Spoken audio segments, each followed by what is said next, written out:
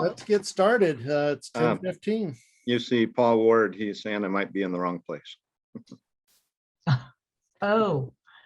Paul Ward is not here. No, you have to be in the right place, Paul, if you're able to chat with us. Oh, there you are. Okay. We're gonna go ahead and get started now. Good. Yeah. So welcome back from your coffee break, everybody. And now for the next hour and a half, we're going to have a panel address the role of partners in shared stewardship. And our panel includes representatives from 9 partnership organizations.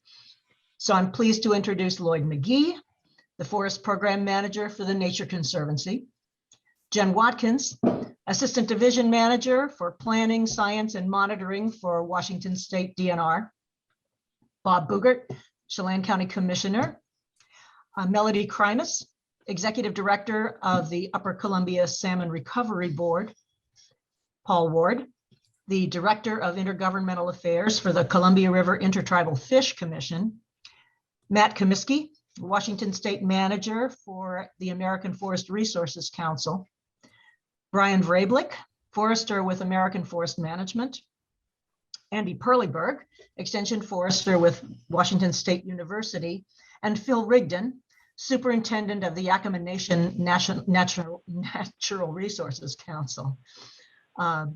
So each of our panelists will spend about 10 minutes describing his or her role in shared stewardship, and then they will be available to answer questions. So please put your questions in the chat. So we'll start with Lloyd from the Nature Conservancy. And Lloyd, I know you won the Collaborative Leadership Award at the Pacific Northwest Collaborators Conference in 2019. So can you tell us about the Nature Conservancy's role in collaboration? Sure, Connie, thank you. Yeah, and I just got to say I'm honored to be part of such a prestigious panel here. Thank you for having me. And I'm looking forward to our discussions as we go through our roles in shared stewardship. I think we all have unique perspectives from our own affiliations. And I'm, again, Lloyd McGee, and I've been with the Nature Conservancy for 10 years. And prior to that, I was with Vaughan Brothers Lumber Company as our forester, log and land procurement manager for 18 years. And I started my career with Idaho State Department of Lands for 10 years. And I've been, for the last 7 years, the co-chair of the North Central Washington Forest Health Collaborative since its inception in 2013. And I have been president of the Northeast Washington Forestry Coalition in the past when I was with Vaughan Brothers, and that was working with the Cabo National Forest. So I guess my point is I've been in the trenches of forest collaboration for a long time. And so I'll give you a little bit of background on the Nature Conservancy. The Nature Conservancy is an international conservation organization working in over 70 countries and all 50 states of the United States. The vision is to create a world where nature and people thrive. Our national restoration, our national, I'm sorry, let me start over. Our National Restore America's Forest program supports shared stewardship across the country and has helped develop the legislation for the Collaborative Forest Landscape Restoration Program. And we've been involved in most of those CFLR projects across the country. Our Washington State chapter engages in forest collaboratives, and we work in partnership with forest management agencies. Nature Conservancy brings sound science and partnership building expertise to the collaborative table, and believes we are all stronger working together. And people are at the center of everything the Nature Conservancy does. We believe durable solutions require a variety of skill sets and mindsets, and we are striving to make our organization even more inclusive, diverse, and welcoming.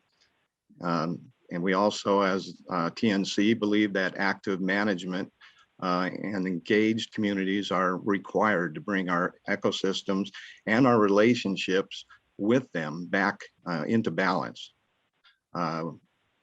Success will require a substantial increase in prescribed burning and mechanical treatment and support for communities in adapting to their fire-prone environments. That's why we're so involved in the Fire Adaptive Communities program in Washington State.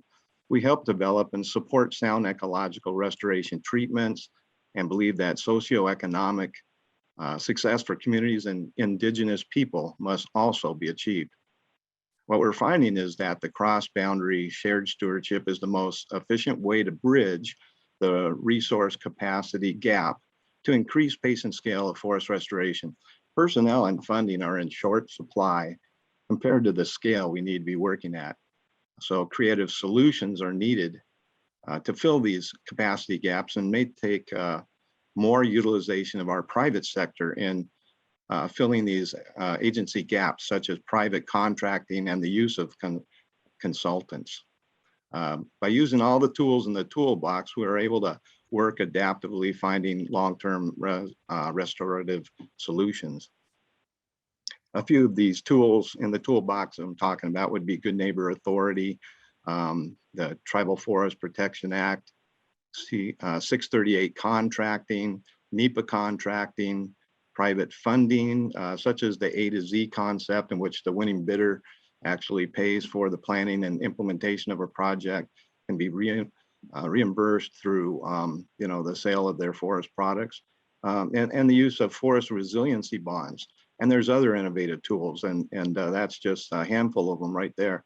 So we're really supportive of finding these innovative ways of making things happen at a larger scale.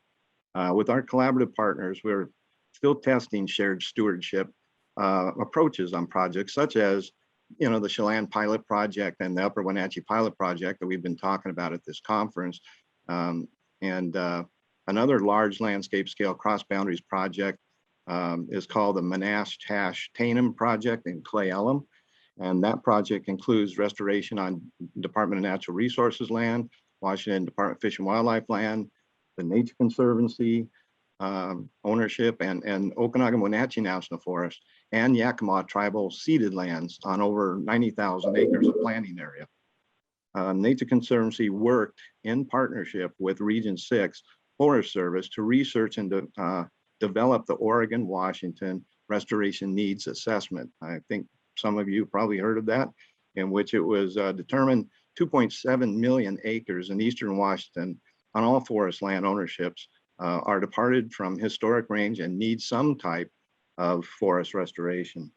So the findings of that restoration needs assessment were incorporated in the DNR's 20-year strategic plan, and was the science that led to the strategic goal of treating 1.25 million acres in Eastern Washington over the next 20 years. And as you heard Derek Churchill talk about, we're probably going to exceed that 1.25 million acres, and we need to head closer to that 2.7 million acres that we're talking about here.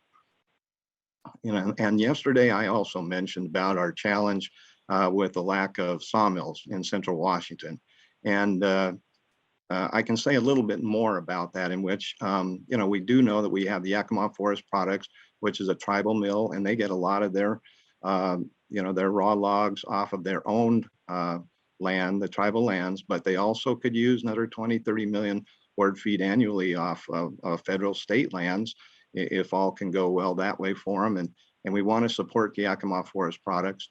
And we also want to see a way to bring a small diameter mill to Central Washington. Right now, what we have is mills in the west side. We have mills in northeast Oregon and mills in northeast Washington, but they're all at least 150 miles away. And it just really precludes a lot of acres from being able to be treated. They become marginalized. If you can haul 30 or 40 miles, we are finding that we could probably treat another 180,000 acres that are marginal right now that could be commercially viable, and that would help pay for so much of that restoration. And the reason I know that is because the Nature Conservancy, we hired a consulting firm and we developed a wood supply assessment for the 4 Central Washington counties. And what we determined is there is enough wood supply. That's what we wanted to find out. Is there enough wood supply to support another mill and the mills that are existing? And what we found is right now we could be putting out on all land ownerships, just meeting the restoration needs at a restoration level treatment, which is light on the land treatment. We could be putting out maybe 295 million board feet annually. And that would support several mills.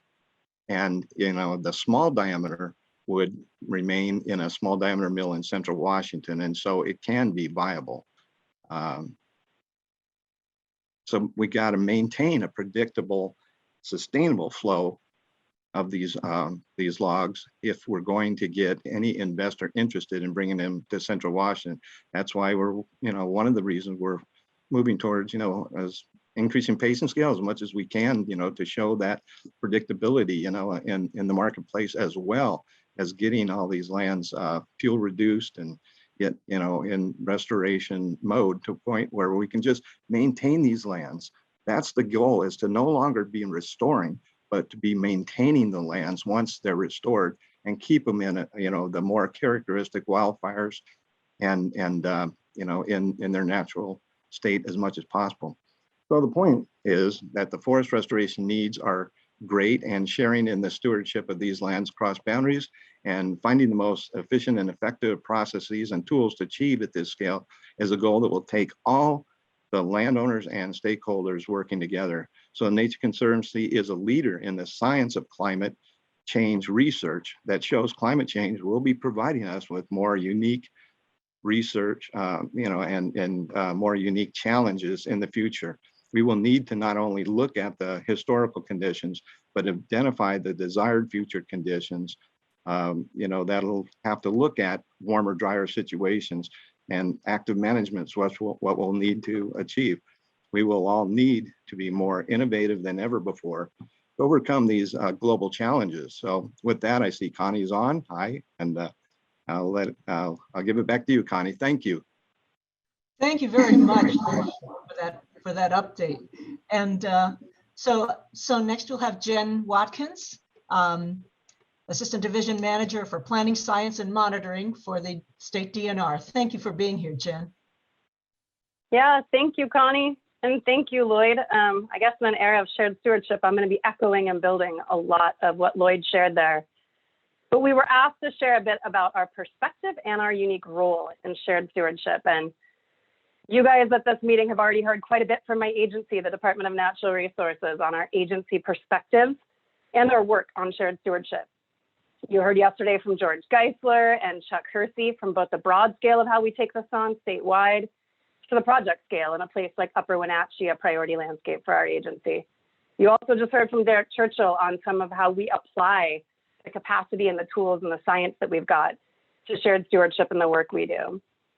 But for me personally, from my perspective, what really stands out to me about Washington's approach to shared stewardship that was made official in 2019 through the Memorandum of Understanding that had our agency, Department of Fish and Wildlife, as well as the Forest Service, is just a couple of things. One, it cemented the shared problem statement we've been discussing at meetings like this, in forest collaboratives, and in fire adapted communities for decades. We've been talking about how the problems we face to increase the health and resiliency of our forests and our forest ecosystems, they're too big for any one agency or individual or organization to solve alone. And they require us to work together in a coordinated fashion at a landscape scale to leverage and collectively approach these issues. This cemented in a documented fashion, something from the heads of all of our agencies, recognizing that problem statement we've been discussing. It also recognized that not only doing more work was critical, just do more, but it said where we do it and how we do it. To be strategic was the critical thing. Our shared stewardship MOU had that line in it: do the right thing in the right place at the right scale. This provided fuel to our scientists and planners, like Derek you just heard from, to breathe life into our strategic plans and the science and tools we build to help us decide where is that place we can be most strategic. What are the tools we bring? And what are the treatments needed there? And so not only did it cement that shared problem statement, but it helped us really decide how are we going to focus and how do we bring the resources to help us collectively focus together? It also made us own the issue of forest health and resiliency and shared stewardship of our natural resources holistically across natural resources, breaking down those silos. So the idea, and there's a term in our MOU, steward the whole. This idea that there is a connection between protecting and restoring fish habitat to drought mitigation measures for forest health and how healthy our trees are and insect and disease issues. There's a connection of the growing population we face to the increase in our wildland-urban interface and our fire management skills. There's a connection between protecting cultural resources on the landscape and actually restoring our natural systems where so many of those cultural resources are at. There's a connection between sustainable infrastructure on the landscape and reduced impact to the natural resources we're trying to restore. So that idea that we stop managing not only sporadically and just doing more of it across the landscape, but managing within our silos and starting to think holistically about our issues. It also validated from the highest level of 3 government agencies that we need to do things different. Lloyd just used the term of innovation, and it documented in our shared stewardship MOU that we not only need to be more strategic about what we do and be more holistic and steward to the whole, we have to innovate. We have to get to know every single tool in our toolbox, every authority that's been passed, every place that we have to bring funds and resources to the ground. But we also have to be willing to do things a little bit different and take some measured risks and be okay with a bit of failure when we're trying to realize what we've been doing hasn't addressed the issues at the scale we need. And so we need to do things different. And finally, most relevant to this panel and this meeting to me, what's really meaningful about Washington's approach to shared stewardship is that it is not an MOU that says 3 agencies, DNR, DFW, and US Forest Service will work together alone to approach our issues in shared stewardship. It documents multiple times that we live in a state with a long-standing set of partnerships and collaboration, and that all it provides is a foundation that says these 3 agencies are committed to that continued collaboration and working with partners to define how we work on this issue. And so it just underscores that problem statement that we cannot do it alone, that we live in a state where we're lucky enough to sit with a lot of collaboration and strong standing partnerships, and that there's a commitment from each of the agencies, not only to work together and share these problems and solutions, but to continue working with partners throughout the state to figure out how we do things. And to me, on my perspective, that's what really makes shared stewardship so cool and unique here in Washington. And the unique role of myself and my team at DNR, which includes Derek, who you just heard of, is that we get to work with partners to set the priorities of where active management and investment can improve forest health and resiliency in our state. It helps us think about where to focus, what we do when we get there, and we get to build some of the tools that we bring in that help facilitate getting action done. So the role of my team is the planners and the scientists that help set that where, that collective vision and need, and what happens when we get there. We're also responsible for tracking and reporting on the progress we make, the collective progress we make. And so we can tell that story of what are we doing and what change are we seeing, as well as how are the conditions changing on the landscape. We live in such a dynamic state, whether it's how wildfires are changing things, how forests are converting, how drought is playing across the landscape, and we get to tell that story. So my team, we're not the doers. We don't mark the trees out on the ground. We don't implement the prescribed fire. We don't do the home assessment for someone living in the wildland-urban interface. We don't build the beaver dam analogs. But in shared stewardship, we're the planners. We're the coordinators. We're the facilitators of directing and leveraging funds to get things done. And we're the monitors that aim to strategically inform all of the doers of our agency and externally what we've been doing, where we can go, where we're having success, and where we can have the most effect.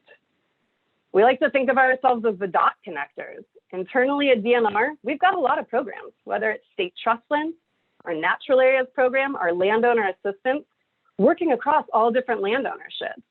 And so we try to connect the dots internally of how these programs can add up to cumulative change.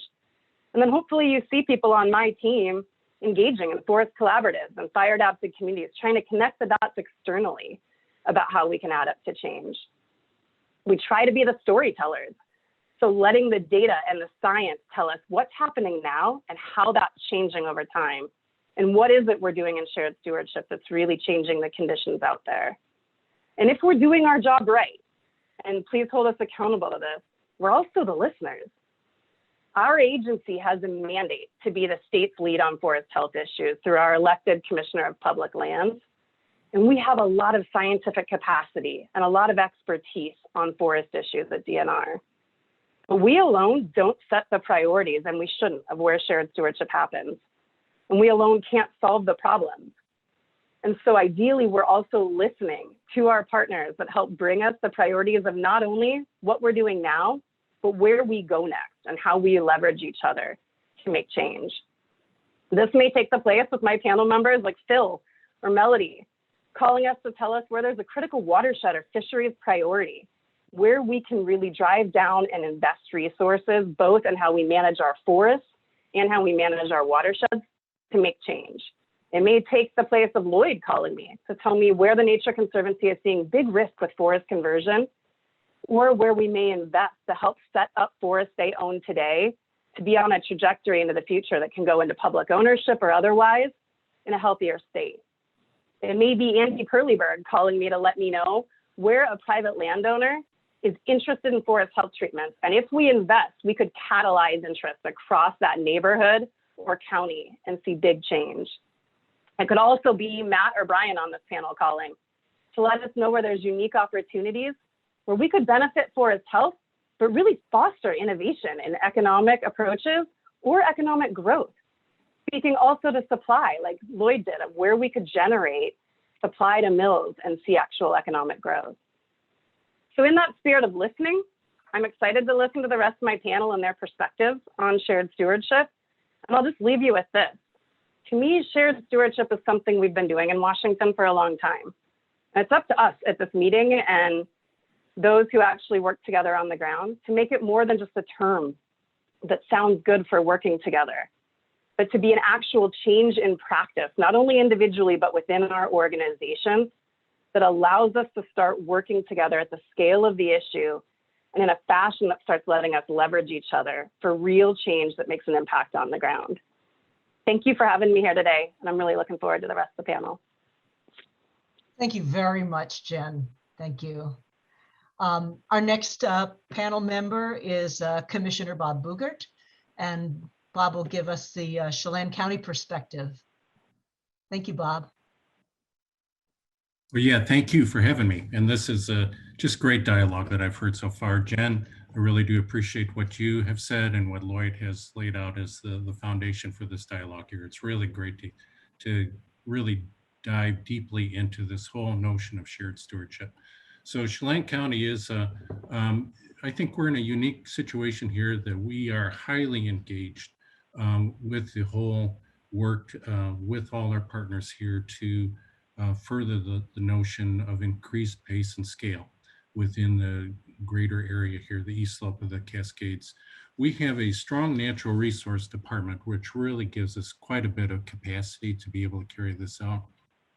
Many of the other counties do not have that luxury that we have. Okanagan County, Kittitas County, and to a lesser extent yet, Yakima County, they are highly engaged in forest health and planning and in the dialogue, but we are actually able to be some practitioners to some extent. And a lot of it is thankfully because of the work that Lloyd has done through TNC and Jen is making available now through Good Neighbor Authority and other opportunities there.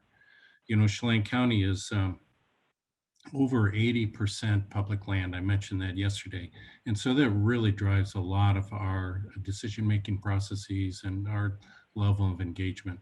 So forest health, water resources, and salmon recovery are major issues to us. And so we are highly engaged in this type of work. And as to be expected, then PILT and secure rural schools are major components of our county's annual budget. So it is really something that we are highly engaged and always will be highly engaged in this process. For us to move away from secure rural schools and actually have some retained receipts that will generate some family wage jobs in our communities, our rural areas would be just very consistent with our long-term philosophy here. The big thing that we are seeing right at this time, though, that is really going to be much more prominent in our deliberations and our dialogue is just the rapid growth that Chelan County is seeing. You know, the Zoomtown phenomenon is real for us, and we've just got a lot of folks coming to Chelan County area because we have clear skies, fast fiber, and just a quality of life for a lot of folks, the recreation benefits that really are bringing people in. And so we need to really have that capacity to address it. And it really plays into a lot of our issues about WUI code and how to really manage that wildland urban interface that is going to be much more critical for us. Tourism is going to be a big deal for us, and a lot of short-term rentals that people coming into the community that do not have much awareness about wildfire issues. And so engagement is very important for us. And so that's what we think Chelan County was got the unique capacity then, is that type of engagement. And that is a role that we can play in shared stewardship. Certainly, whatever we can do then to increase the pace and scale of restoration within the Okanagan-Wenatchee National Forest is vitally important for us. And so we do really strongly support the North Central Washington Forest Health Collaborative. We think that the partnership developed through that has just been remarkable and very productive, and we really commend the Upper Columbia Salmon Recovery Board for their great facilitation of that process. A big part of what is an issue for Chelan County as well is the smoke management issue that we are really trying to respond to. Many of our communities, Lake Chelan is a great example, that is a strongly summer-related tourism economy. And so having wildfires that really affect the quality of the air in the prime time for Chelan County is really a critical issue for many of our counties. Leavenworth is a little bit more robust because it is a year-round tourism economy, but places like Chelan, it's crucial. And so that is a big thing that we are really mindful of, and increasing our advocacy with Department of Ecology, with EPA and others as far as how to address the smoke management there. And having DNR as an engaged partner on that is so very helpful. Really, what we are really looking at now, though, is coming up with our WUI code development. We are working with the cities to develop that. It is highly contentious here. We are thinking we're making good progress based upon best available science. We're strengthening our fire marshal's department in our program to be able to better accommodate that. So these are some of the unique things that we're going on within Chelan County. But as far as what we can do as far as shared stewardship, I do think Jen mentioned it well, that they provide a lot of the resources for this. And then we feel like we can be some of the actual practitioners on the ground because of the fact that we do have a strong natural resource department that is able to do that.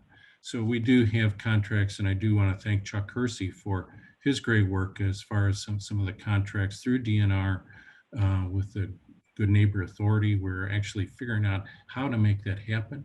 And so that has really been helpful, that we feel like we can meaningfully contribute then to some of the actions on the ground related to the Upper Wenatchee Pilot Project into other areas. And we do have a lot of contracts that we are able to carry out then to be able to facilitate some of the commercial practices in the Stemilt Basin is another area that we're able to really address. We're actually able to get some grants through FEMA, then as well and through the state military department for us to be able to actually get a lot of on the ground actions taken care of. And so we think we have that agility here at the local level to be able to carry out a lot of these processes. And again, I mentioned that community engagement is a big component of our work that we think that local government is the right scale as far as ability to reach out to some of our smaller communities like Plain and Lake Wenatchee, that we're able to actually have formal and informal dialogue with those community members to address any questions that they may have, to really help our fire districts to be able to come up with the resources they have to be able to address some of the needs they have as far as wildfire responsiveness and a lot of the fire-wise planning. And so that's been really something that we've been placing a lot of emphasis on. The other thing that Chelan County just recently completed, and we are very proud of, is the fact that we were able to have a very high level of engagement from a large number of people related to coming up with a climate resilience strategy. And I do want to reach out and thank the Department of Natural Resources that they were wonderful partners in this process. And we did have a capability to really work with the climate impacts group for the University of Washington to really come up with some very strong proactive measures for us to be able to improve our resilience to climate change here. And so that's going to be manifested with the formation of a community roundtable now to be able to carry out a lot of those actions. So you'll be hearing more about that as time goes on with us. Some of the other things that Chelan County is able to do is, Lloyd briefly mentioned it, is we were able to work with the public financing for forest resilience bonds that we believe that we're able to facilitate a lot of that work here at the local level.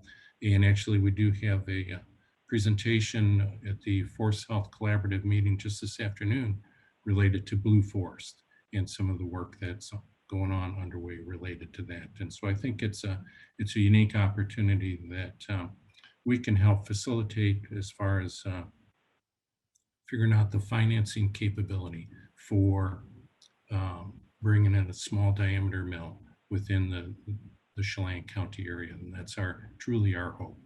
And so getting on to that, then we also have the unique capability because of some rural economic development remittance dollars that we get from Chelan, from the state of Washington, to be able to provide some public infrastructure funding, which may help out in the capability to bring a small diameter mill in there. And we're certainly exploring that. And I see Connie is here, that she's given me a big smile, which she tends to do. And so I think I will call her quits right there. Thank you.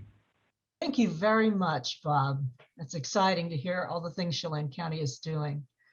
And so I'd like next to hear from Melody Krimus, Director of the Salmon Recovery Board. Thanks for being here, Melody. Yeah, great. My pleasure. I feel like I'm in the presence of giants here. So I'm going to tell a shared stewardship story that started back in the 90s.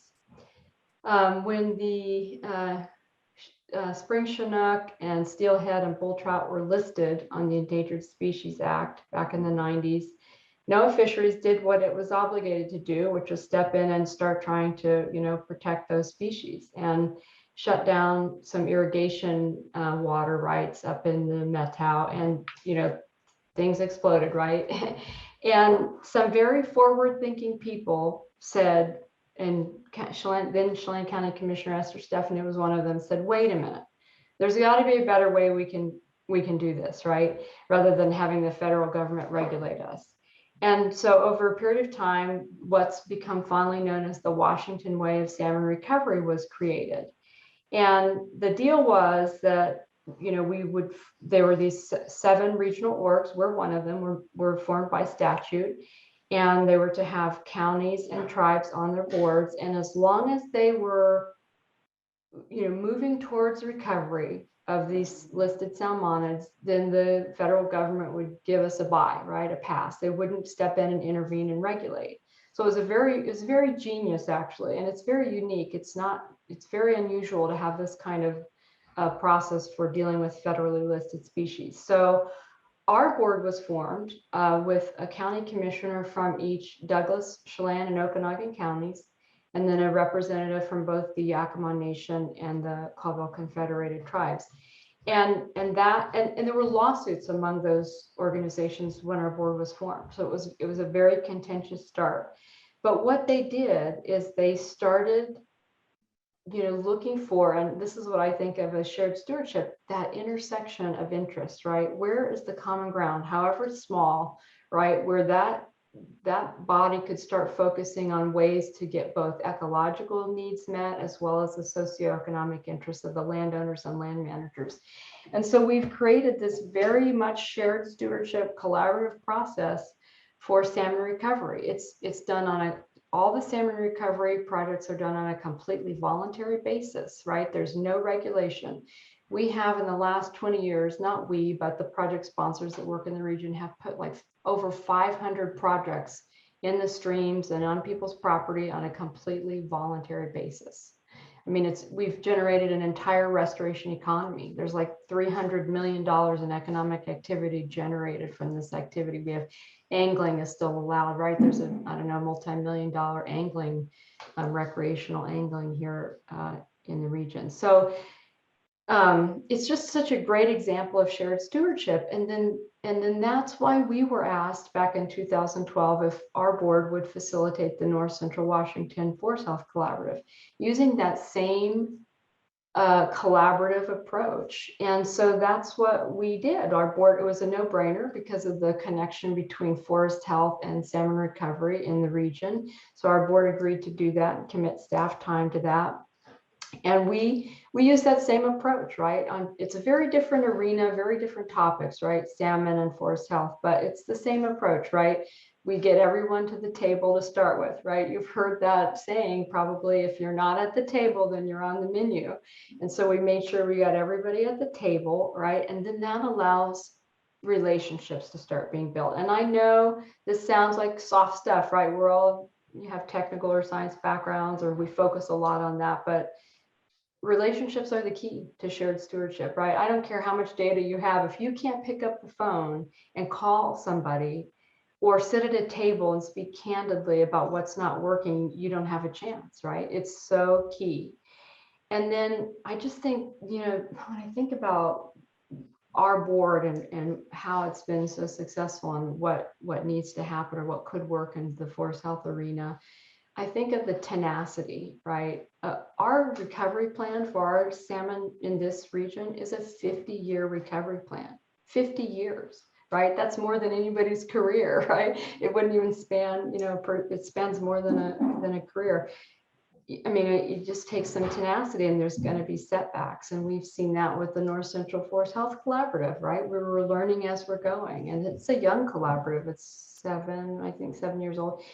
We have setbacks, right? But then we go back to being at the table with everybody and working on those relationships and communicating about what we need to do differently or better. And then, lastly, I want to just talk about, so there were lots of contributing factors for the decline of salmon, right? Lots, right? Over harvest and dams. Those fish have been migrating to get up to the farthest part of the upper Columbia, 500 miles upstream, right, for hundreds of thousands of years, right? And now they're doing it over 9 dams, right? And somehow they're still making it. I mean, and the spring chinook are in pretty bad shape. They're the only endangered salmona that spawns in the state. They're struggling, right? But the thing is those dams were not put here by Army Corps of Engineers and Bureau of Reclamation, right? Those dams were put here by society.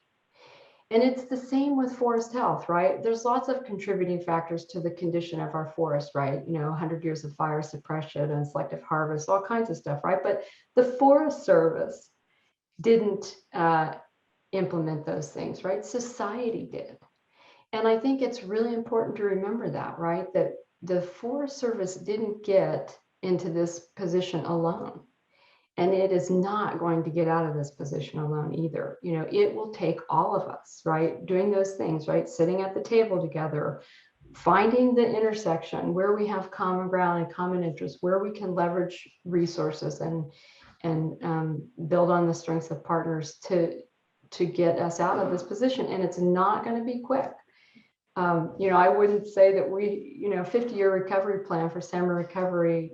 I don't know what it will take for us to, bring about the change we want to see on the landscape here in the forest here, but I know it won't be quick.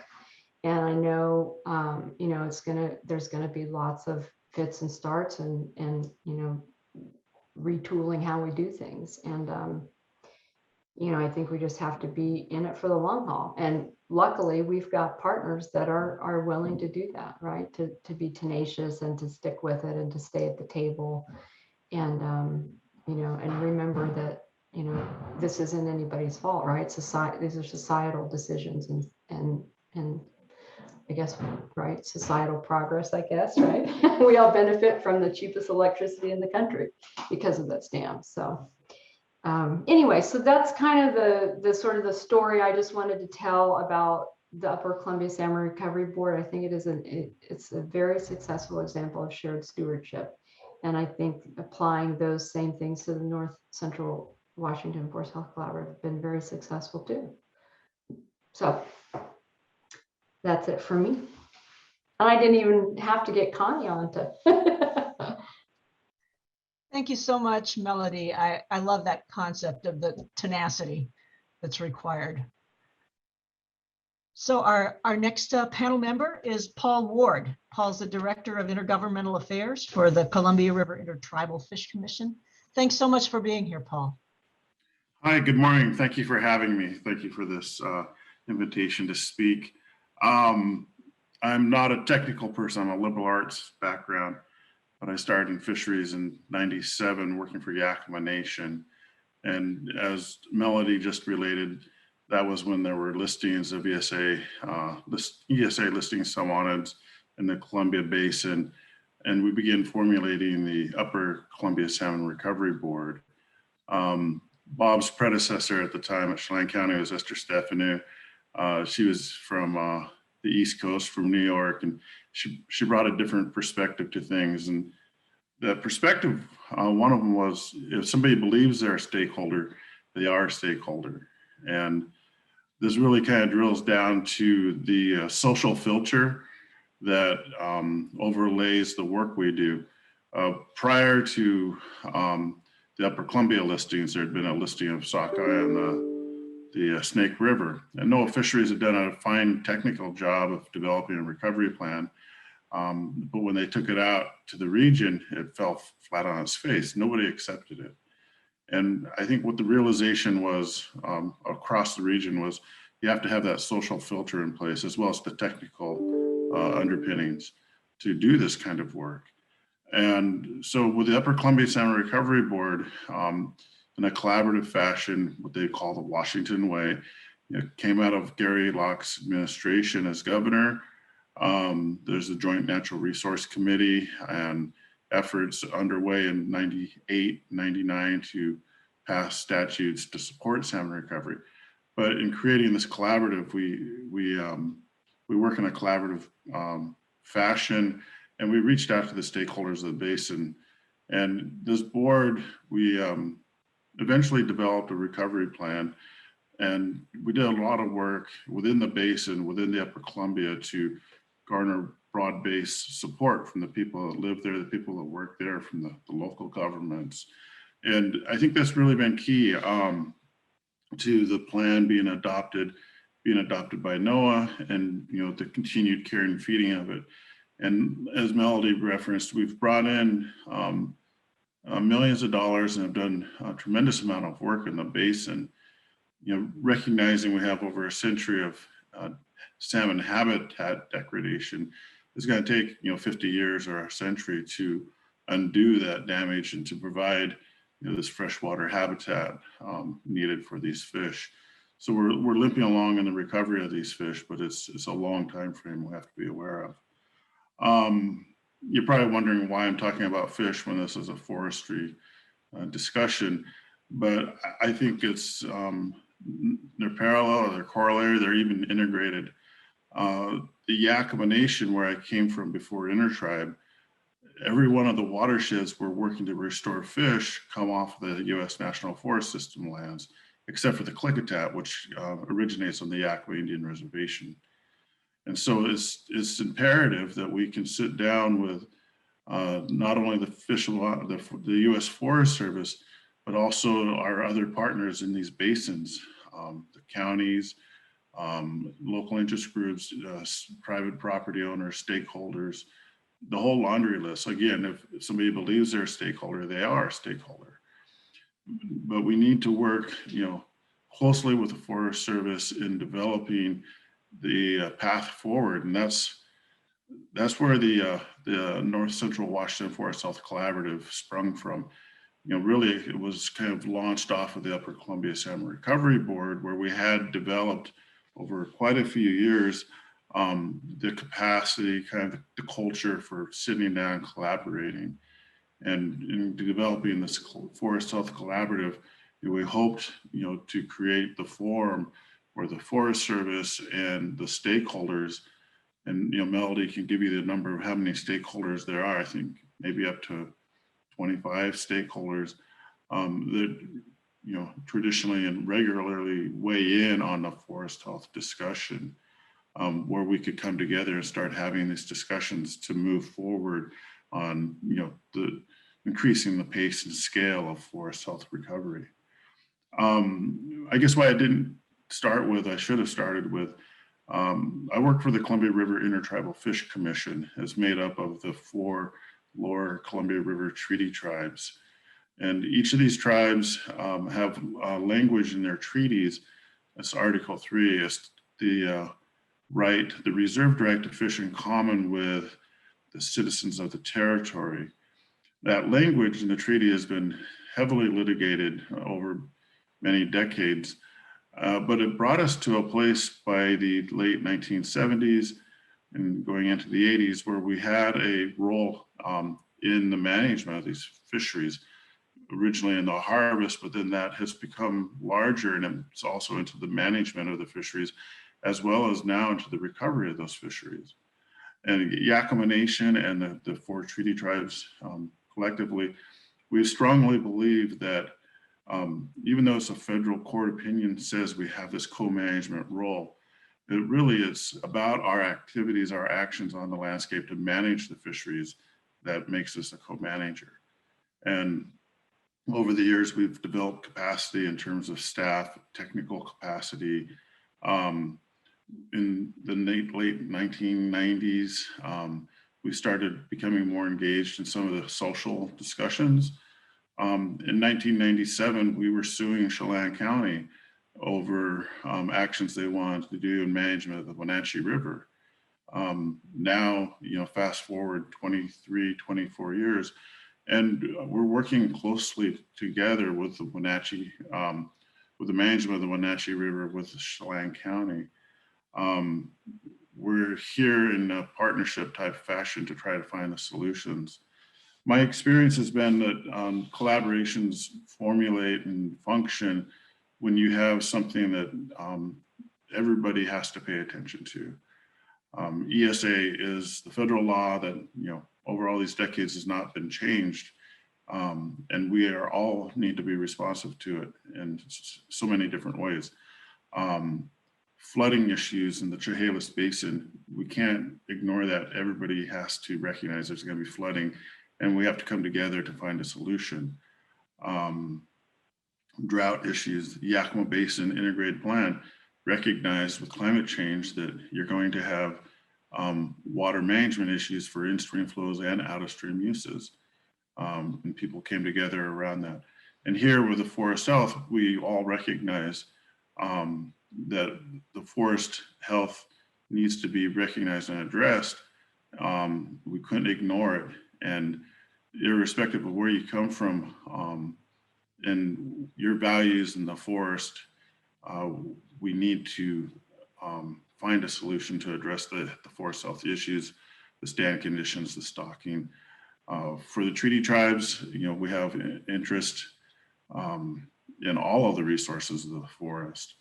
From the fisheries perspective, it's definitely in restoring floodplain connection, the amount of large woody debris, the amount of sediment contribution from roads, fish passage issues at road crossings, and even larger scale, just the forest health itself. And I think what we've seen is where you have these very large catastrophic fires, then you have the potential for a lot of sediment coming into the system, and for that really disrupting the existing salmon stocks that are there in the system, and also the habitat restoration work that we're attempting to do in these rivers. And so, you know, that was the Yakima Nation, part of the Yakima Nation reason for being there. But again, it's that intersection in the forest health context that brought everybody to the same table. And so then how do we work together and develop a collaborative process to move forward? One of the things I found, you know, very powerful was when Yakima Nation, Colville Tribe, and the 3 counties would go to Washington, D.C. And every door is open to us. It's irrespective of political, where you're at on the political spectrum, because we came in with a solution. It wasn't, we're a conservative county commission and we want X, or it wasn't, we're a Yakima Nation and we want Y, but really it was like, here's what the issue is and here's what we've collectively developed as a solution, and we want you to engage in this. So I think that's where a lot of our success has come from and will come from in the future, is as we come together as stakeholders, as governments, as folks that are have value in the forest and have value in its functioning. How do we find the solutions and how we push it together? Going into this separately is not going to get us to where we need to be at, and being able to sit down at the table and, you know, through the social filter, put the technical solutions in place, and then to act on that. That's really what I think this discussion is about. So I appreciate the time today. I hope I added some kind of insight that you can take away from this. Thank you. Thank you so much, Paul. All right, our next panelist is Matt Comiskey, Washington State Manager for American Forest Resources Council, and Matt will give us some perspective from AFRC. Thanks, Matt, for being here. Good morning, everyone. I guess I'll start with a little background. It's actually maybe kind of a little appropriate following Paul. I've spent my entire career here in the state of Washington. I'm a forest engineer, go Huskies. But the interesting thing is I look back on my career, whether it's been in, you know, working for large industrial private landowners, small private, Department of Natural Resources, a good chunk of my forest engineering work has been spent working in the water doing fish enhancement projects, whether that's, you know, fixing blockages that have been historical issues, addressing water quality, designing roads so that they stay on the, you know, on the landscape and don't deliver sediment. You know, there's a real strong nexus between, you know, operational forest management and protecting water quality and the various you know, fish and other species that live in our streams and lakes that we manage forest around there. A little background, if you don't know about AFRC, we represent about 50 manufacturing members, so primarily sawmills. And we have a handful of other affiliated members, counties, a couple port districts. Interesting one is Montana Department of Natural Resources, who's also support our work, and we work in 5 western states of California, Oregon, Washington, Idaho, and Montana. And so because of that, I think we see shared stewardship implemented a little bit differently. Each state has its own unique aspects to it and how it comes to shared stewardship. But I think AFRC's kind of perspective is, you know, shared stewardship essentially codifies the need for more partnerships, but the challenge we see is it doesn't really come with any new tools or resources. So it really requires, you know, thinking outside of the box, building stronger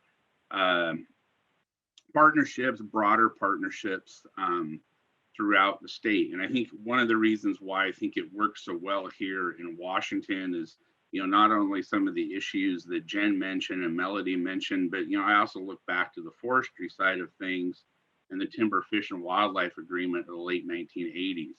Many of us that are in my age demographic, we've worked in almost our entire career under that structure and framework. And while not perfect, it's kind of like shared stewardship is almost kind of just built into the way that you work. You expect to have various stakeholders engaging in your projects as you move forward. So I think here in Washington, some of the things like Good Neighbor Authority, AFRC was a very early supporter of Good Neighbor Authority. In fact, a little funny side story, when Good Neighbor was going to be signed here in the state, we were looking like it was going to get signed. The Nature Conservancy, AFRC, and the Washington Forest Protection Association realized one of the roadblocks is going to be making sure that the legislature has created that revolving account so that program income that I suspect Trevor talked about had a place to go. Well, due to some misunderstandings during an administrative change, we had a bill all primed up, both sides of the aisle, supporters ready to go. And the bill got killed because somebody thought that we were trying to do something fast and sneaky, and the bill ended up having to get rerun the next year so that we actually had that revolving account. But I think that's, one of the great tools. Unfortunately, I missed Trevor's presentation yesterday. One of my other roles is attending every Board of Natural Resources meeting because AFRC is very engaged in state trust lands issues, and that meeting ran till almost noon. But I think Good Neighbor Authority and the way it's been implemented in the states is another good example of shared stewardship, whether it's the Department of Natural Resources working to implement both commercial and non-commercial projects on national forests, the work to do some of the road maintenance, the partnership with Skamania County that helps to try to address some of the budget issues down in Skamania County while getting needed road work done on the Gifford Pinchot, I think is a good key examples of building partnerships. I would say that for AFRC, additionality is one really important concept of both shared stewardship and Good Neighbor Authority. We really strongly believe that state-funded investments should increase the amount of work done across the landscape. We have this goal of treating, so many acres per year, and we really want to see any investments at the state level going to increase that pace and scale versus just replacing funds that the Forest Service is already being appropriated for to do work. We're not really accelerating pace and scale if the state money is just supplanting federal money. So I think the more that we can, I think we're going to see some landmark legislation coming out here with the Forest Health and Wildfire Bill, and some funding that I think will really help move the needle on getting additional work done across multiple landowners. And I think, one of the things we're also kind of asked to kind of talk about collaboration and why collaboration. I'm the co-chair of the Olympic Forest Collaborative representing the industry, been that since the collaborative formed, and I'm also on the board of directors for the Pinchot Partners, and then I support Tom Parton when his schedule gets conflicted on some of the east side on the North Central Washington Forest Health Collaborative, and then his work on the Little Natchez Working Group. But I think because we cover 5 Western states and we have such a diverse membership from, small log manufacturers like Vaughan to plywood to mass timber to CLT, we can bring a diverse kind of perspective on some of the operational and economic challenges to putting good viable projects together. And I think that's helping to kind of, bring that perspective to the table to make sure that that broader suite is kind of captured in the discussions. And sometimes I find, as we work, different agencies have different expertise. DNR through the Good Neighbor brings a strong operational perspective to a lot of these federal projects. We see varied levels of operational logging systems expertise, on the Forest Service. I think, Melody, you really hit it. We as society have created a challenge for some of these agencies to manage because of the way that we've influenced how they've changed their structures over time. So I think bringing those different perspectives and helping build these projects out so that we can get both commercial and non-commercial work done. And of course, we feel pretty strongly about the rural communities that we work in, and a lot of our members have employees who live there, work there, and maintaining that socioeconomic support across rural Washington is, very important to AFRC and its members. So I think, the big thing I really kind of, I guess, wanted to share is I think AFRC brings, because we work in 5 Western states, we work in DC, we work at the state legislative level here in Washington, we have a broad set of perspectives that we can share, bring to the table, whether it's through collaboration, just interacting with different agencies and land management, various other stakeholders, to try to make sure that we actually can accelerate the, I hate to use the word pace and scale because it feels like it's just tossed away all the time and used everywhere, but I've yet to come, I'm an engineer, I've yet to come up with a better term. So, but I think, that allows us to bring back from other places where we work, things that have really worked well that maybe we don't see being implemented here in Washington that we can offer as ideas. And we can also find things in other states, other areas that have failed miserably. And maybe we save the state of Washington, the heartache of failing through something that we've seen maybe fail 2 or 3 other places around the state, around the West. So I think just kind of helping bring those varied perspectives in, working with the different stakeholder groups, I think is a value that we can bring to the table. And I think, shared stewardship, as I said, there's a big project right now that's getting kicked off in Montana, and we've committed to working to help make sure that project moves forward and is successful in Lincoln County. And if that includes going to DC to lobby for, new tools, resources, those type of things, we can work and dive in with those various partners and seek out what we need to actually move the ball forward. So I see Connie jumping in and my timer just went off. So perfect timing. Thank you. Great. Thank you so much, Matt. Our next panelist is Brian Vrablik, a forester with American Forest Management. Thank you so much for being here, Brian. Thanks for having me. You hear me okay? Yes. Okay. Well, I was going to start with a little bit about myself. Brian Vrablik. I'm here in Spokane, Washington. Graduated from WSU. Go Cougs. Got to get that in there. And I worked summers for the Forest Service out of Lake Wenatchee many moons ago. I worked 10 years for the Department of Natural Resources, both in Western and Eastern Washington, but mostly Eastern. And then I've been over 20 years as a private forestry consultant. Currently, I work for American Forest Management, and we're a nationwide forest consultant. We actually have over 50 offices. We have over 300 staff from Florida, Texas, Washington, Maine. We actually have a couple international offices as well. So in Washington, we have an office in Spokane, Kirkland, Chehalis, and then we actually have Libby, Montana, and Kalispell as well. So that kind of covers our western area. Our clientele ranges from small private landowners, just 5 acres, all the way up to, I think my biggest client last year, he was the person who bought the Weyerhaeuser property in Montana. So that was over 600,000 acres for one individual. So we have a very large range of scope.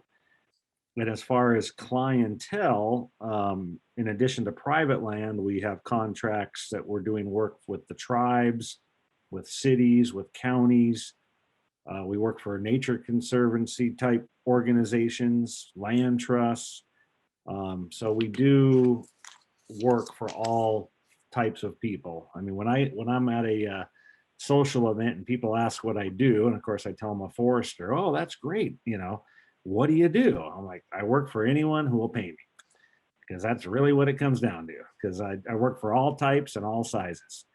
But getting down to Andy said, most people don't really know what a consultant does. So just to get in the weeds a little bit, we fill a lot of roles as a consulting forester.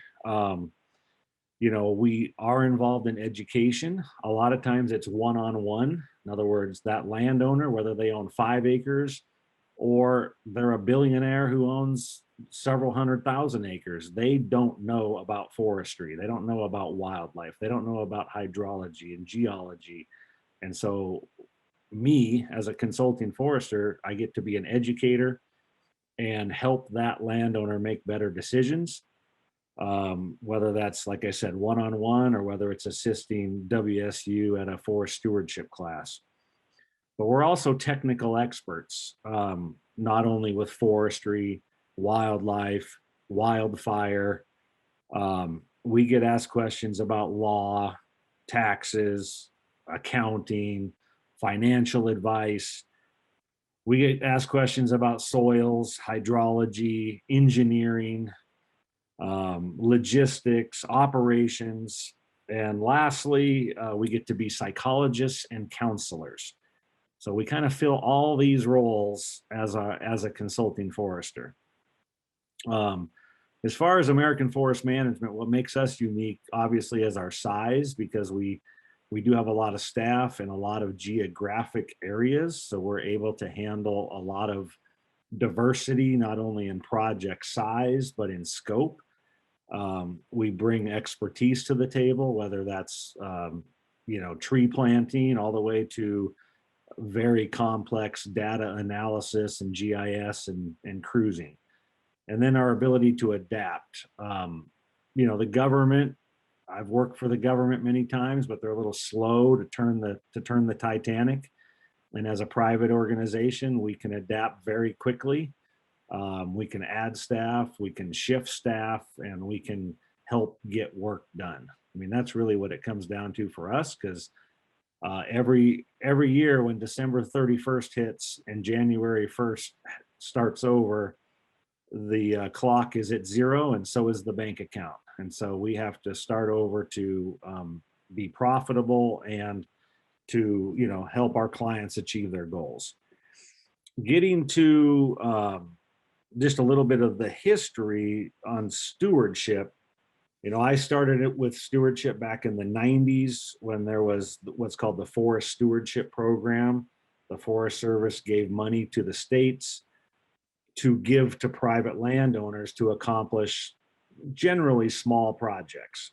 Most of those projects were $5,000 to $10,000 in size. After the Montana wildfires of 2000, there was a lot of focus on fire. That's really, in my experience, when the fire focus began. And we saw federal money flowing to the states for fire hazard reduction work. The project size probably averaged $10,000 to $20,000. So it kind of doubled in size from the 90s.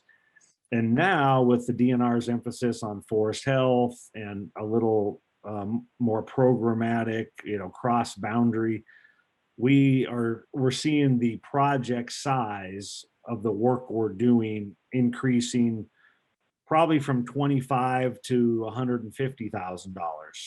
And so obviously when the project size increases, we are able to accomplish more acres, which then means we're helping accomplish more goals for the agencies that are providing most of the funding. A couple of examples of projects that we are currently working on. One is with Chelan County, the Stemilt Partnership. We're working with private landowners, Fish and Wildlife, DNR, state parks, and county lands We're doing harvesting, fuels reduction. We're planting trees to shift the species to, you know, what is a drier and warmer climate. We are trying to plant trees at elevation bands that will be able to grow 30 and 40 and 50 years from now. We're creating shaded fuel breaks on both private and state land. And so those are, you know, that project really, I think, embodies the shared stewardship vision, because it's cross-boundary. It is being funded by FEMA, the state, the Forest Service, and the county, and private landowners. So you really have all people have some skin in the game, so to speak. To Lloyd's first point, you know, one of the challenges for doing any of these projects is we have to ideally do some timber harvesting first. And it is, you know, like I always tell my private clients, you do things in order. You deal with the big trees, you deal with the small trees, and you plant new trees. You don't do it in different order than that, because you're basically stepping on your toes if you do. And that first step, dealing with the big trees, we have two problems. Lloyd alluded to one of them, and that is a lack of infrastructure to process our logs at a close distance to the project. And the second one is a little more political, and that's the fact that we have an export restriction on private, you know, on state logs, whether it's Fish and Wildlife or DNR or county or city. And, you know, one of my things that I was trying to get people to consider is, if there is no domestic mill, and right now Central Washington has no domestic mill, maybe we should look at getting that export restriction changed, so that we can make these projects more profitable, which then brings more landowners to the table. And then the last one other project I wanted to mention is out of Leavenworth. We're working on the Mountain Home Road area. We're working right now with 7 different private landowners. And, you know, and those are mostly 10 to 40 acre landowners, but by working with multiple landowners, we bring economy of scale to the project. And the DNR is providing cost share for the fuels reduction. And then my last point I wanted to make is, you know, we talk about shared stewardship, but I wanted to kind of flip it and say we need shared risk. And what I mean by that, we've always had shared funding where the feds and the state throw money at projects, and we can call that shared stewardship. I'm going to call it shared risk. They're actually sharing in the risk of doing that project. But we also need some shared risk in changing the laws, and that could be regarding the export law, or more importantly, with the California wildfires, we are getting the insurance companies dropping a lot of my contractors that I have historically used for slash pile burning, prescribed fire. They're losing their insurance because insurance companies won't insure them. So we need, and I know there's been some talk about this in the legislature, but we need that rule to change. And that's all I have. Thank you so much, Brian. And I apologize for mispronouncing your last name. Oh, no, you're good. So our next panelist will be Andy Perlyberg, our SAF chapter chair and extension forester with Washington State University. Thank you so much, Andy. You bet. Can you see my screen? I can. Okay. Nobody's used pictures, so I'm going to have a big picture show. And my start button. All right. Well, thank you very much. And this is going to be a nice wrap up, because we definitely bring a unique, let me move this bar. We bring a unique, what to do with this? I'm trying to figure out how to make the bar move.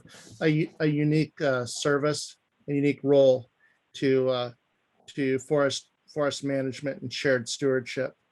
So with WSU as the land grant institution, our responsibility is research, teaching, and extension. And so I lead the extension forestry program for Washington State University. And I'll explain who we are in a moment, but just to make it clear, our specialty is education.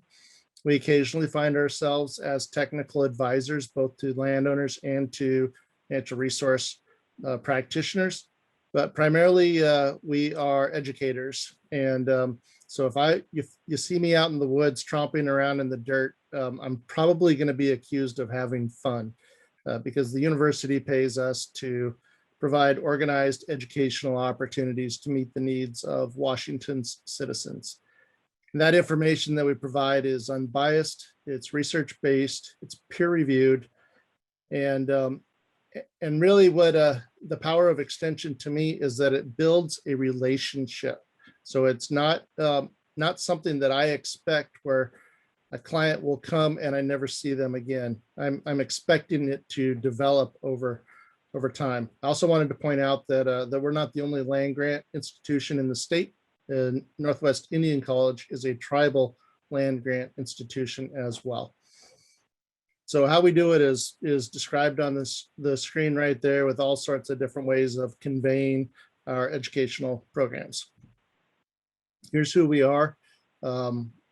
People on the right are the extension forestry team primarily. That we have also a composite materials program at WSU, and another person that joins us is Todd Murray as an entomologist.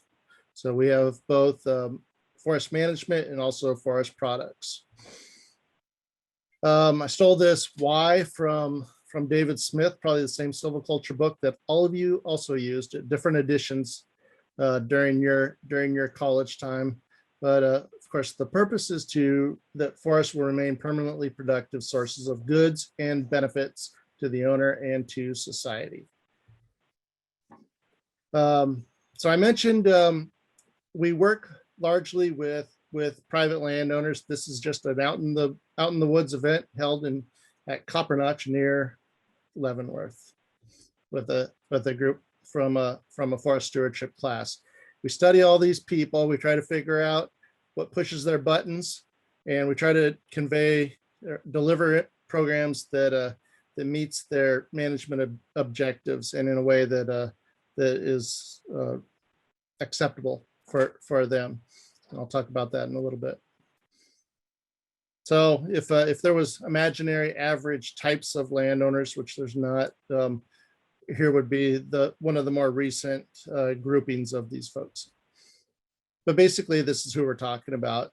Families who own essentially 5 to 500 acres is my primary audience that I work with. And so we don't do home protection. We don't do Firewise stuff. That is part of our program. We will talk about that and include it as elements of our programs. But we're basically trying to help people who own forest land or who work with forest landowners standing at the edge of, say, your lawn and looking out towards your woods. That's what we specialize in. The dark green is where forest landowners are located around the state. This map's a little old, but the private ownership really hasn't changed. It's just changed hands a bit, and a lot of the 160 acre parcels in 2007 when this map was created are now 4 40 acre parcels. So while we get concerned about losing more farms in Adams County every year, for example, our clientele is growing in family forest services and assistance. I mentioned we also work with with practitioners, and it's just an example of different folks that we help to educate natural resource professionals, as well as people like the county assessors that are responsible for reviewing management plans and things like that, teachers and such. We do have a method. We collect the information, we promote it, and then we deliver it in a variety of different ways described both in classroom and then out in the woods. We are serious about evaluation. We track almost everybody that attends our programs. We track what they do over time because that matters, and that's the only way we know if we're making a difference. and we're expected to publish our outcomes and contribute to the scholarly body. So how does this share stewardship, or how does this contribute to the shared stewardship principles? Well, here's a small list of different types of programs that everybody here is familiar with, at least some of these. And we fulfilled the educational end of it. And we may be bringing in you as an expert to help with these programs. And I'm going to talk about partnerships in a moment, but we don't do this alone. And this little formula, this gamma function down here in the bottom corner, it was for people like Mike and the forest engineers that stuff pipes under roads, and it says, "You complete me." So they'll get it. Wasn't a very good joke. I've got another joke that's really good. We have a wide range of topics that we teach, everything from fire hazard, risk reduction, road maintenance, cultural resources, products, non-timber forest products. Safety is important. I noticed that Glenn Yallop is from BIA, is part of our conference, and this was something that he and I arranged for the Yakima tribe, Yakima Nation. So we do it in a variety of different ways, and it's forest management through estate planning. And I alluded to my concerns about fragmentation of ownerships and what it's going to take to keep family forests functioning. We have a lot of partners, and you might recognize our keynote speaker there, Vicki Christensen, who attended one of our field days in Cle Elum not too long ago, as well as consulting foresters, conservation districts, DNR, and such. But we have other partners too. And I called these those other ones were the usual. These are the unusual suspects, because we do get other people that are also interested in forestry endeavors, hoping or that we reach out to work with us on projects. We are driven by an MOU. So this landowner MOU is signed by all these different agencies right here. So you're probably one of them, but you might not know of the MOU that's been in existence for about 30 years. And if you don't know about it, it's probably your boss's fault. And they need to probably start attending one of the meetings where we discuss what needs to be done to increase and improve our service to small forest landowners in the state. I'm not going to go into the logic model, but I did allude that we do have a methodology to looking at what we've done in a systematic way so that we can determine all of these impacts, and we can explain how fire risk has been decreased or how noxious weeds have been dealt with and how much. And we follow that all the way down to things like how would you like your mail to come? Would you prefer a glossy brochure with a lot of information, or would you like a postcard? Because that makes a difference on your mailing cost, for example. So for your outreach, and it seems kind of small, but this is important information, and we're expected to publish these types of findings, as well as please rank the most valuable way of information you've ever received, and things like that. And then we measure the change over time and report it as an impact. We conduct primary research, although not a lot of it, and it tends to be topical and usually based on some sort of needs assessment. And we have we produce a lot of other useful publications for landowners and also people who work with newsletters and videos. So this picture was for Phil Rigdon, or I guess Ryan. This is a private landowner's property. You've all seen it, just about 5 miles west of Cle Elum at the golf course exit. It's a beautiful stretch of Yakima River. So thank you. Thank you very much, Andy. It's nice to have a little humor on the panel.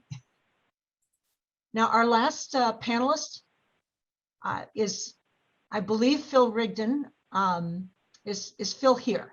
So I made it. Oh, great. Okay. Yeah. Perfect. Thank you so much. Phil is the superintendent of the Yakima Nation Natural Resources Council. And thank you so much for being here, Phil. Thanks, Connie. And I thank the panel for accommodating me. I got pulled over to tribal council. They're in session this week, and I got to sneak back over here to have this talk.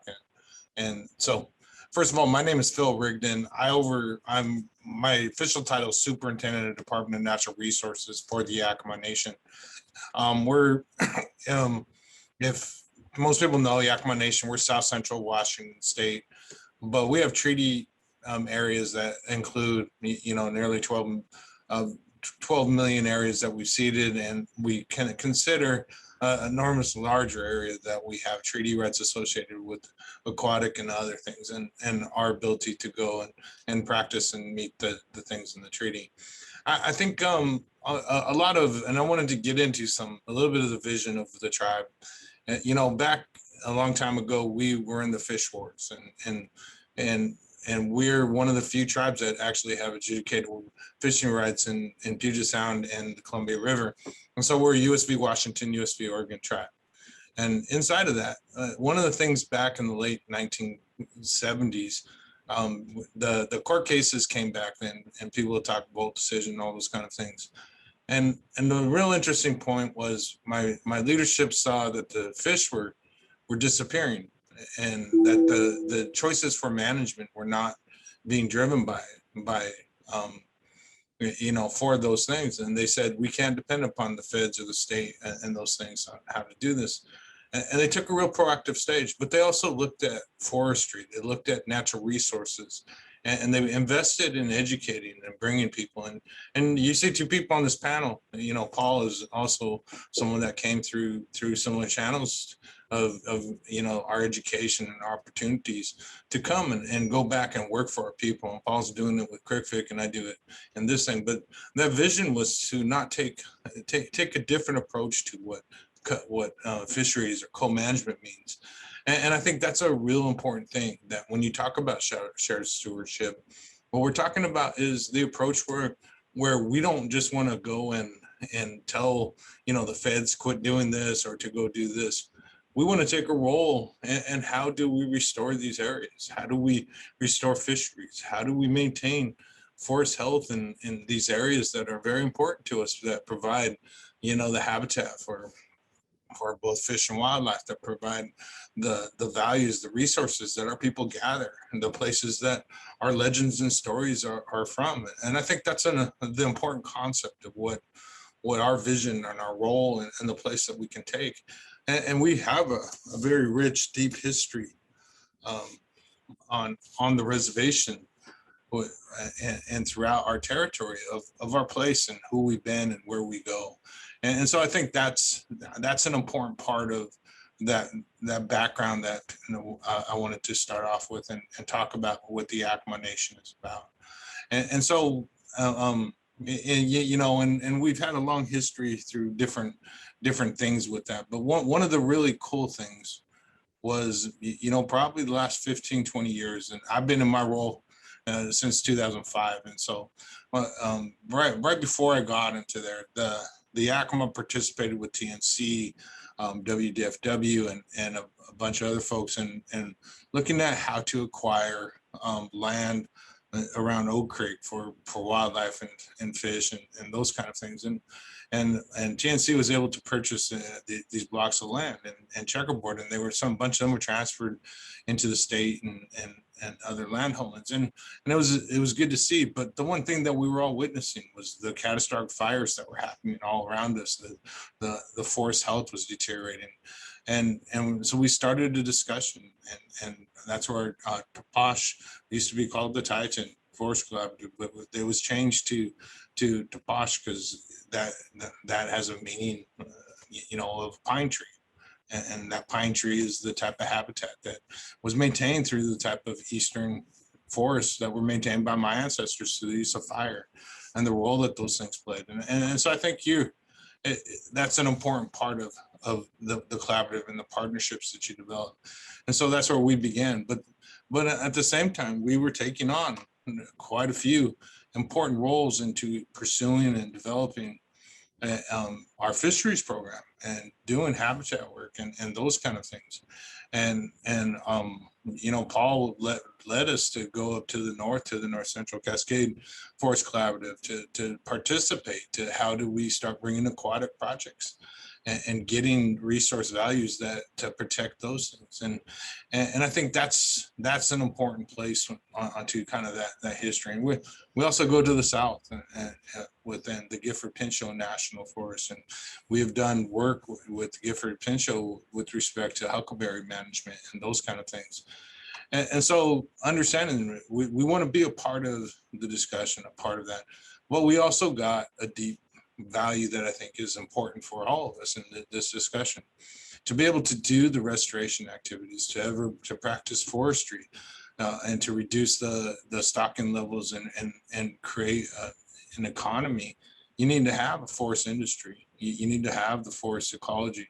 And in 1997, the tribe, we built a small sawmill, and then we call it the large sawmill, but it's not really. It's 12 inch to 20 plus diameter wood that goes through there. But we have a facility that provides jobs for 200 of our members that work out there, plus the people that work in the woods on our forest. And we do have a 1.4 million acre reservation, and 650,000 acres is forested. And so that value and the thing is that as we move through what collaboration means, that's what we're talking about, is how do we collaborate? How do we maintain that workforce and the people working? How do we maintain the industries to survive through the good and the challenging times when the economy shifts on us? And trust me, the economy shifted on us right when we built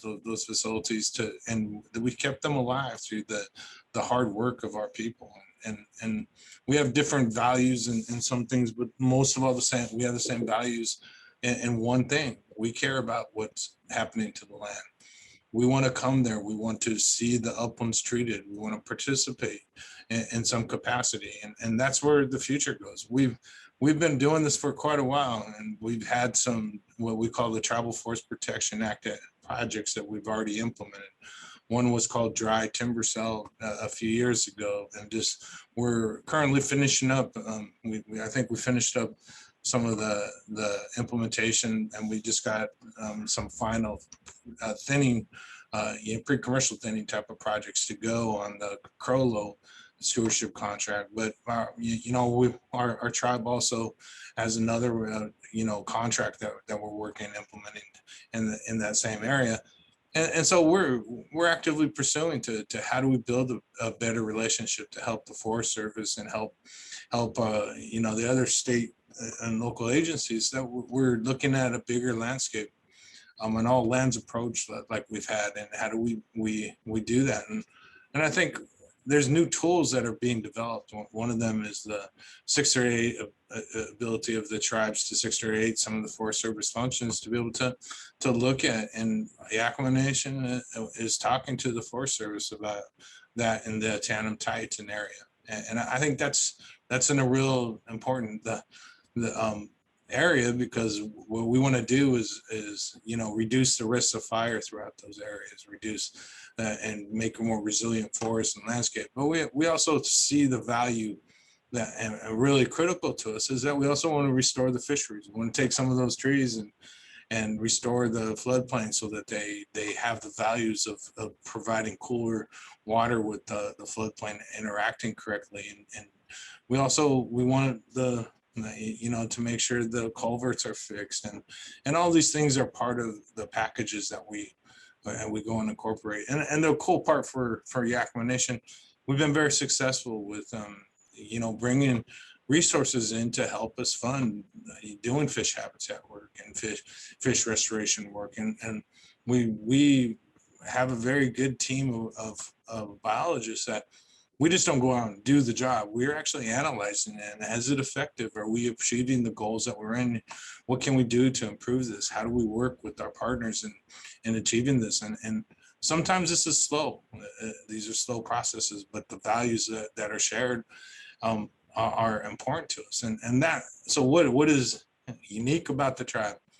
I think we're an innovative group of folks that are out there pushing, really pushing the use of what co-management is to us. And co-management is that shared stewardship, that value. And you're seeing projects such as Nason Creek, where we're looking at a 6 or 8 contract up to the north of us, and using that to do a fish restoration project where the tribe takes and see how we could do the whole the NEPA and all the things, and help fulfill the needs that the Forest Service could provide.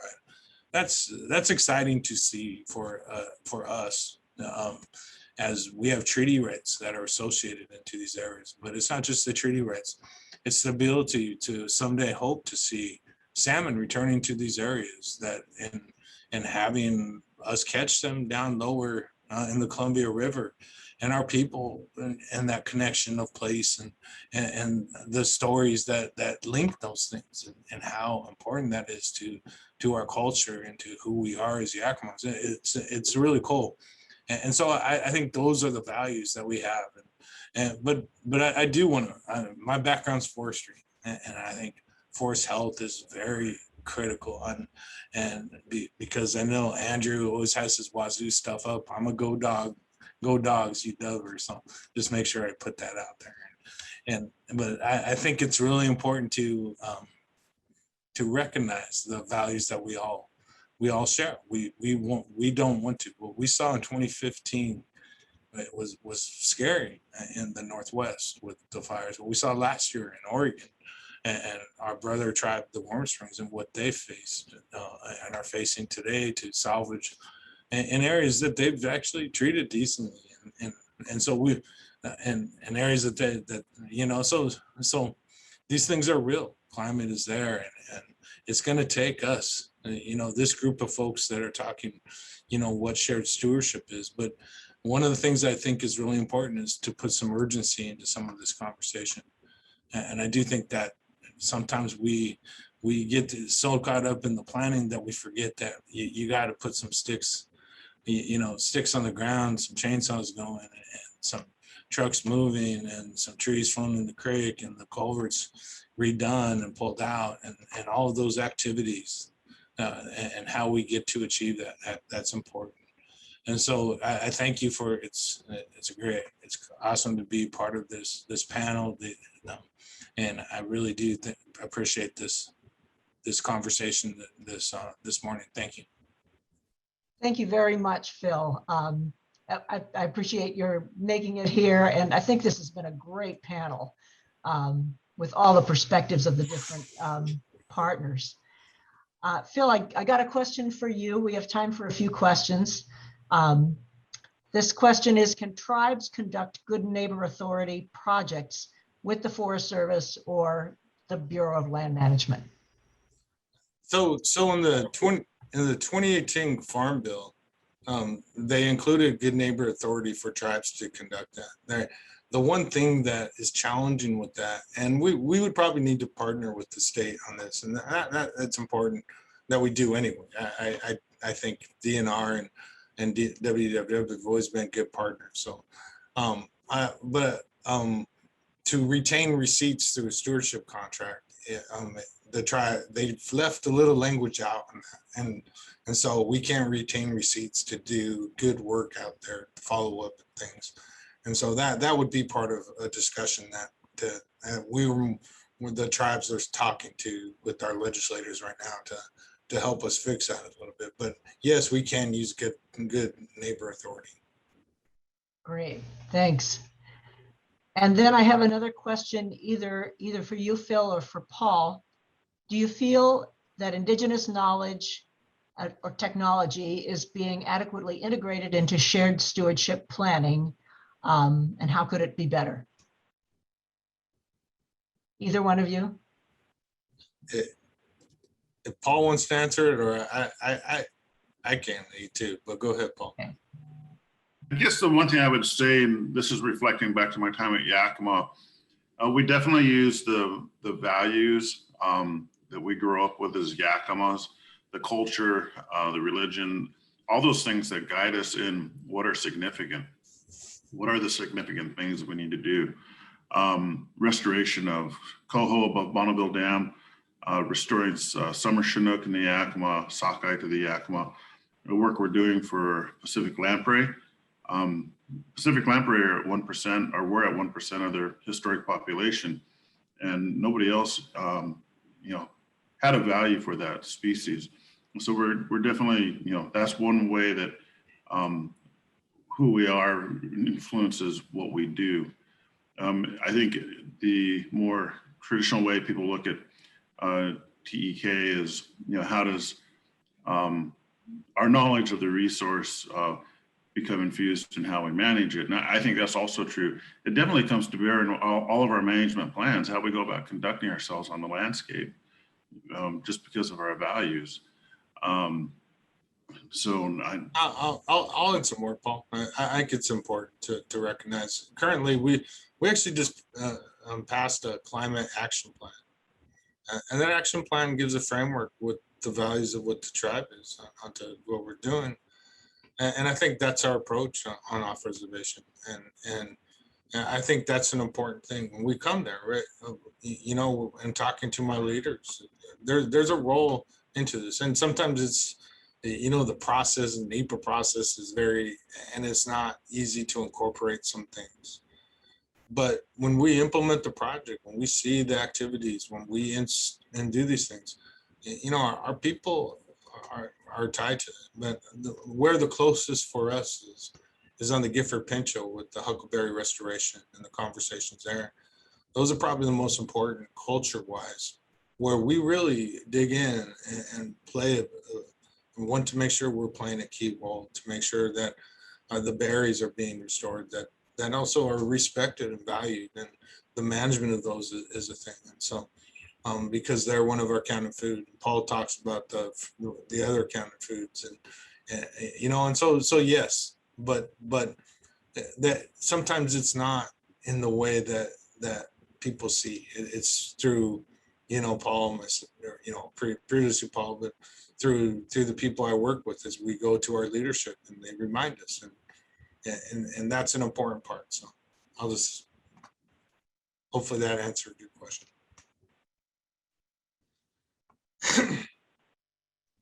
Thank you both. All right, I have another here. Some of the, and this could be for anyone, some of the panelists have talked about collaborating and listening to the feet on the ground folks who are on the front lines in their communities. As the program coordinator for one such organization, I hope that there will be ways to foster and support the development and growth of these small grassroots efforts in areas where both the fire adapted community concept and the developing collaborations are quite new. Chelan, Douglas, and Kittitas counties have paved the way and have far more FAC capacity than other places, thanks to the very hard and dedicated work by many committed organizations and individuals. We're very active in community engagement and mitigation work on both private and quasi-public lands, but we are small, very new, 2018, and minimally funded. We are grateful to DNR and the Forest Service with whom we've forged strong partnerships. I'd love to hear how any of you think we can best leverage those partnerships, current programs, and future funding opportunities, perhaps through HB 1168. Would anyone like to take that on? Sounds like a Jen question. Wow, there was a lot in there, but let me just start, and then it gives everyone else on the panel somewhere to build off of.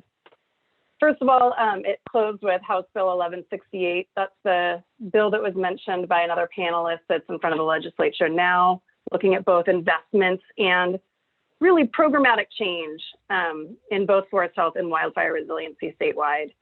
And that's not relevant to just DNR, but in an era of shared stewardship to all state agencies and the people who work with us. And I think a critical thing that it does from what I'm understanding from that question, that was speaking very much about fire adapted communities, is it begins to strongly invest in link, not just in forest health, which is looking at the resources and the landscape itself, but the link between that and community resiliency that we see in Washington. So much of the impact, whether it's our communities in Seattle and Olympia that are feeling the smoke from wildfire, or that are downstream of the clean waters we talk about, or the communities who live directly in a lot of those fire-prone landscapes and in the wildland-urban interface that Bob and others spoke about.